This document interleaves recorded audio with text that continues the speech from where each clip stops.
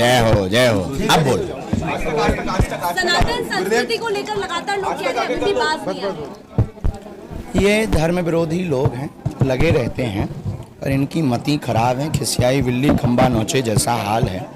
और ये जितने भी विरोध कर रहे हैं बहुत जल्दी ही ऐसे पंछी उड़ जाते हैं। प्रायः ये खेत के बिजूके हैं।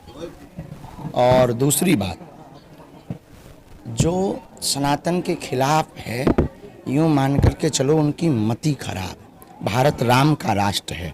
भारत में किसी भी मजहब का व्यक्ति यहाँ रहता हो वो अपने हृदय पे हाथ रखे और अगर वो बिना माइक के मीडिया के बोले तो यही कहेगा इस हृदय के खून में भी राम नाम ही बह रहा है।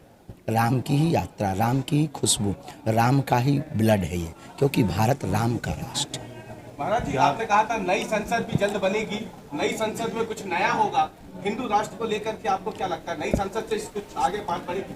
राम मंदिर की यात्रा, भगवान कृष्ण की यात्रा, ज्ञान वापी के विषय, ये सब सनातनी हिंदू राष्ट्र की ओर ही उत्थान कर रहे हैं, सब आगे बढ़ रहे हैं।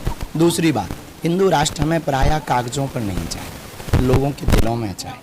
हमारे हिंदू राष्ट्र में किसी को भागना नहीं है, हमारे हिंदू राष्ट्र में सिर्फ सनातनियों को जागना है। महाराज जी, एक चुनाव है तो क्या कोई भी पार्टी के नेता हो, कोई मंत्र देंगे उनको जीत का कि वो ऐसा काम करे ताकि वो देश? बाबाओं से चुनाव नहीं जीतना है, जनता को ही बाबा मान ले तो चुनाव जीत जाए। अच्छा महाराज जी, आपने एक बात कल कहा था कि जो सभी सनातनी है, जो सभी हिंदू हैं, वो अपने घरों के बाहर ध्वज भी लगाएं ताकि पहचान भी हो। ये संभव है? आपको लगता है ये होना चाहिए?